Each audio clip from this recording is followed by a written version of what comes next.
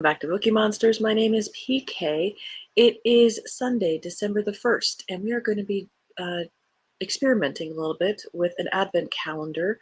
There is a book I came across earlier this year that was published in October called Christmas at Glitter Peak Lodge.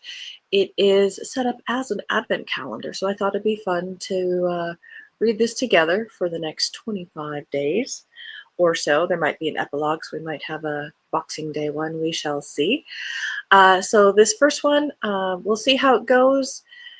We might set this up as a private one after one or two of these. I haven't figured out how to do that yet. So let's start with the prologue. Again, this is Christmas at Glitter Peak Lodge. It is written by Kjersti Herland Johnsen, and I believe it was originally published in Norway. Prologue. Avalanche. As soon as she hears the faint rumbling, she knows they've made the biggest and maybe the last mistake of their lives. At first, she can only hear it. Then she sees it. The avalanche is a white sheet racing toward them, breaking up into small ivory flakes, a spider web getting bigger and bigger as it hurtles down the mountainside. She's completely paralyzed for what feels like an eternity.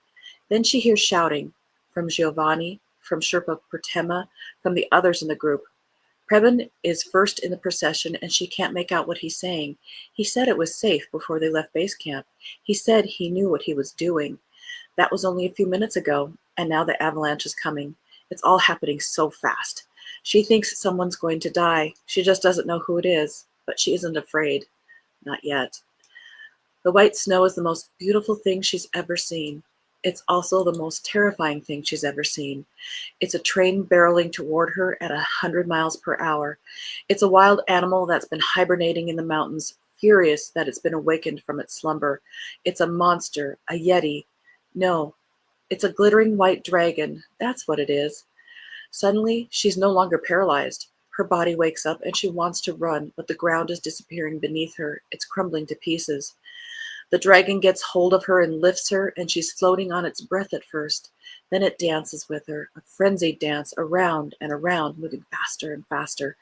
There's snow and ice on all sides. She's lost control. She can't breathe. She's in a maelstrom. She's pushed down into the mass of snow, locked in, shoved under, and then silence. Is she dead? She can see a few streaks of light. She's not in any pain. She's not cold. But she can't move her legs, as if they're cast in stone. She tries her hands, which are up by her face, and is able to move them an inch or two in each direction. So she's not dead after all. She's able to create only a small space by moving her hands, but the cracks start filling up with snow and the light disappears. Now it's getting hard to breathe. She can't get enough air. Her lungs start to burn. Which way is up? Which way is down, she thinks.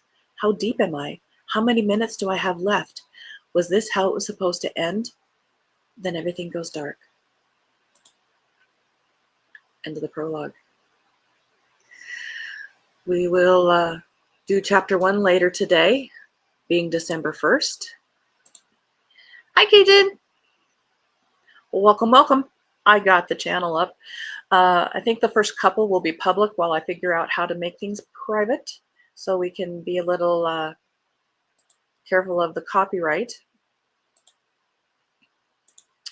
But that was the prologue, and I'll do the first chapter December 1st a little bit later today. Hopefully we can get this going okay and keep ahead of the YouTube police on this copyrighted one.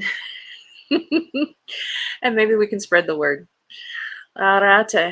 Thank you for popping in. I'll pop in later for chapter 1. Isn't it pretty? I'm going to pop out so you can see it. Oops.